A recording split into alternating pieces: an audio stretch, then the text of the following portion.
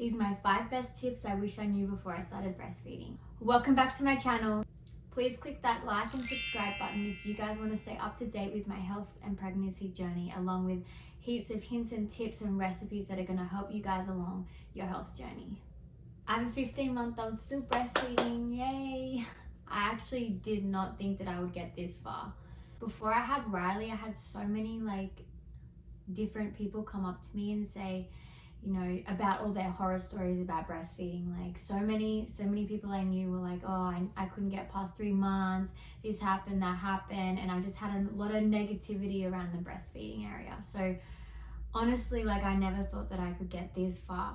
Everyone has a different story about their journey, and today I want to share some tips that helped me, because I never thought that I would be this far along with breastfeeding, and honestly, I love it. It has saved me so much money, and it's so easy. And I mean, at the start, obviously there's trials that you have to go through, but that's why I'm here to help you guys through those. So I'm gonna share 5 tips that help me. Yeah. My first tip, I want to tell you how to latch properly. Now, this is the most important tip of them all. Before I started breastfeeding, I had no idea, and when I was in the hospital, I didn't even get any help from the nurses that were there. I was blessed enough to have watched a video on how to latch. Other than that, I just had to do it on my own, and I'm so grateful because Riley latched straight away. She was feeding, she fed for an hour. So basically, how you latch properly is you have to make sure that the baby isn't just sucking the nipple, but also has some of the boob in the mouth. Now, how to do this is, rather than just sticking the boob in there and just having them latch like this, make sure you're going from up to down. And sometimes what helped me was I would kind of stretch the boob out and latch it like that. Riley, I know sometimes she did latch wrong, and I would tell straight away. As soon as I would feel it uncomfortable, I would be and pull her out and then relatch. Obviously I wouldn't, but I'd be oh, and then I would relatch again. So you can definitely tell when the latch is correct and when it's not. Yeah, that definitely helped me, because honestly haven't had any latching issues at all. But if you are latching wrong, you're gonna have lots of cracks, you're gonna have lots of blisters, you're gonna have all of the above. And I'm just gonna tell you right now, you probably will go through that. I went through a little bit of that, but I pushed through because I knew that breastfeeding, it's so important for babies, and I just wanted to try my best, and look at where it's got me. My second tip, making sure to remember which boob you left off on, so then you can feed on that boob.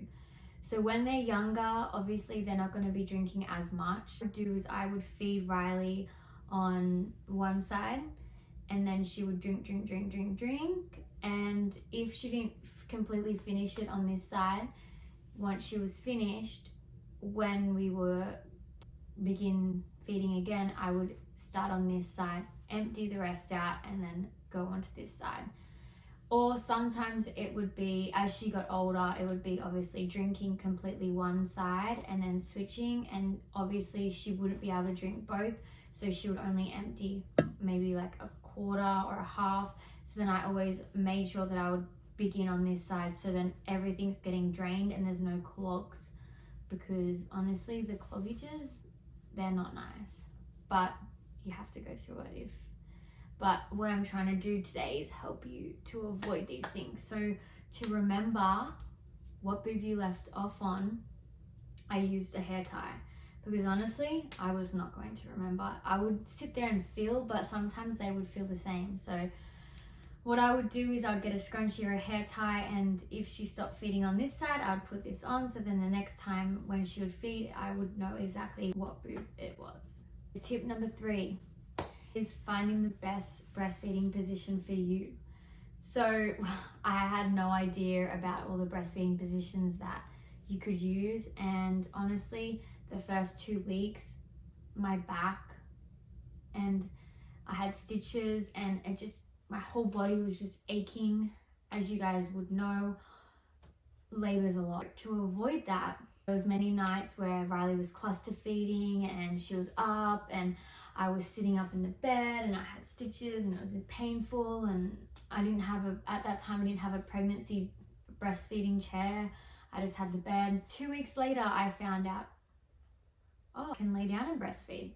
So that's my favorite breastfeeding position. It is laying down, the side lay down. What you do is you just lay on your side in the morning, at night. You can rest still. They latch on really easily. At the start it may feel uncomfortable, but once they're latched, and probably one of the best comfortable positions ever. I still do it to this day. Tip number 4, when breastfeeding, obviously you need a lot of hydration, and when you're not getting that, there's going to be less milk. So making sure that you're drinking lots of water throughout the day, and every time that you guys go and breastfeed the baby, make sure to have a glass of water next to you.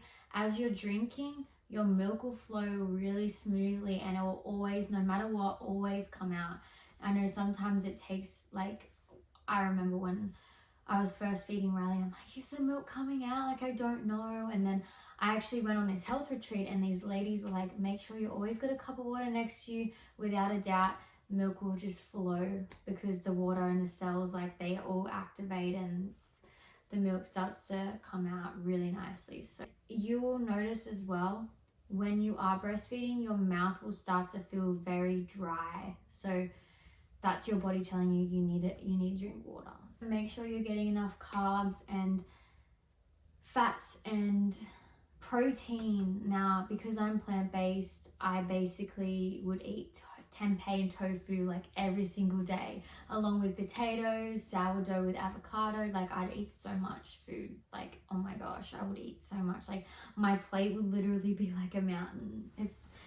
Breastfeeding honestly makes you just so hungry. When you have a clogged breast, what to do? Oh my Lord, I had no idea what to do when I had one, and honestly it only lasted a day, but I was going through it because not only did I have a clogged breast, but I also had all the side effects of mastitis, and I was not taking antibiotics, but I pushed through and everything left by the next day, except for obviously the clogged boob. And yes, it was painful, but it wasn't as bad as I thought it was. So what I would do is castor oil and rub it onto the clogged duct and make sure you're massaging it all around.